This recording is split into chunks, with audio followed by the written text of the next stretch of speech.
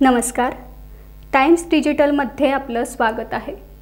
कोकणातील सर्वाधिक खपाचे दैनिक Ratnagiri टाइम्सचे times digital आपल्यासाठी ताज्या बातम्यांचे वार्तापत्र सादर करत आहे. आजच्या ठळक बातम्या. गुजरातचा वरवंटा महाराष्ट्रावर फिरेल तेव्हा तुम्हीही त्याखाली असाल, राज ठाकरे.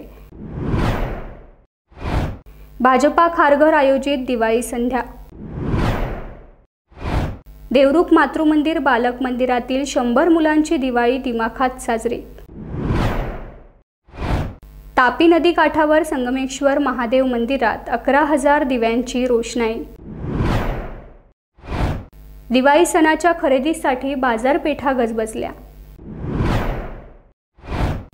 मुंबईतल्या गोरेगाव येथे नेस्को मैदानात महाराष्ट्र नवनिर्माण सेनेचा मेळावा पार पडला. या मेळाव्यात पक्षाचे राज ठाकरेंनी निवडणूक आयोगावर टीका केली. तसंच महापालिका निवडणुकींच्या अनुषंगाने राज्यात 96 लाख खोटे मतदार याद्यांमध्ये भरण्यात आलेत असा गंभीर आरोप त्यांनी केला. गुजरातचा वरवंटा महाराष्ट्रावर फिरेल तेव्हा तुम्हीही त्याखाली असाल असे भाजपला मतदान करणारे मराठी मतदार यांना उद्देशून मनसे प्रमुख राज ठाकरे म्हणाले.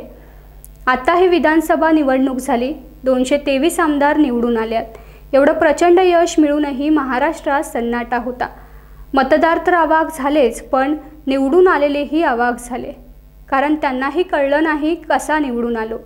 मग सगळ्यांनाच समजलं की निवडणुका कशा प्रकारे चालल्यात, कसे विजय मिळतायत, कसं यश मिळतंय ते.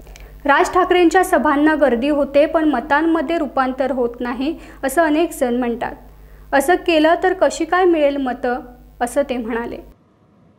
यावेळेची जरा जेव्हा लागेल तेव्हा आणि जेव्हा आपण ठरवू तेव्हा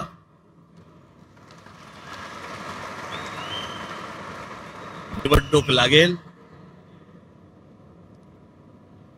ज्या प्रकारचा सगळा गोंधळ सुरू आहे मतदार याद्यांमध्ये, हा आत्ताचा नाहीये, हा गेल्या काही वर्षांचा आहे.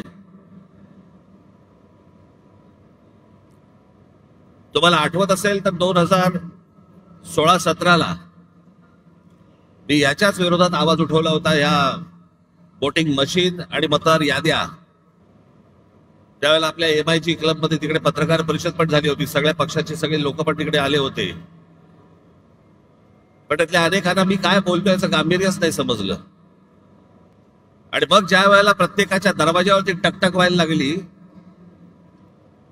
त्यावेळेला कळून चुकलं की काय प्रकार सुरू आहेत ते निवडणुकीचे. आताही बघा, गेली विधानसभा झाली, 232 आमदार निवडून आले. 232 आमदार. एवढे प्रचंड यश मिळाल्यानंतर देखील महाराष्ट्रामध्ये सन्नाटा होता. कुठे विजय मिरवणुका नाहीत, कुठे जल्लोष नाही, काही नाही, सन्नाटा कर.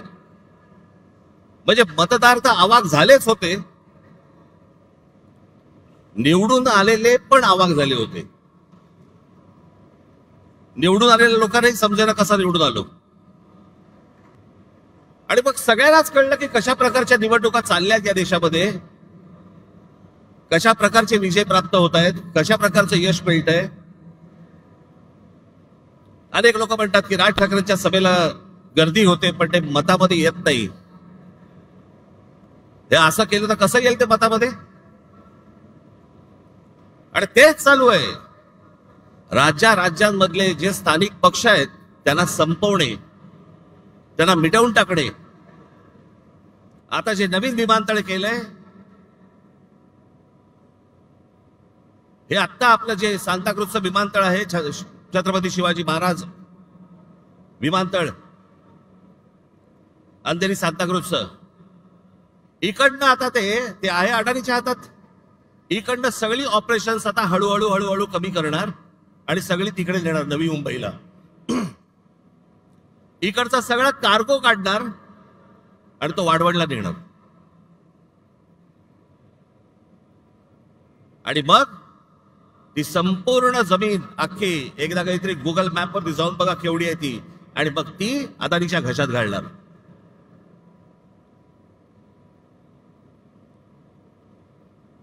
जेवढा म्हणून तुमचं अस्तित्व आहे सगळं हे मिटवायला येत आहेत. भारतीय जनता पक्षाला जे मतदान करणारे जे लोक आहेत ना, मराठी सगळे लोक, मला त्यांनाही सांगायचं आहे,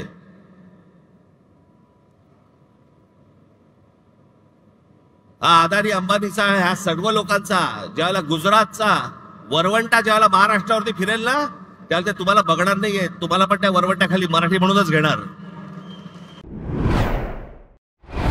खारघर येथे भारतीय जनता पार्टीतर्फे भव्य दिवाळी संध्या 2025 कार्यक्रम आयोजित करण्यात आला होता.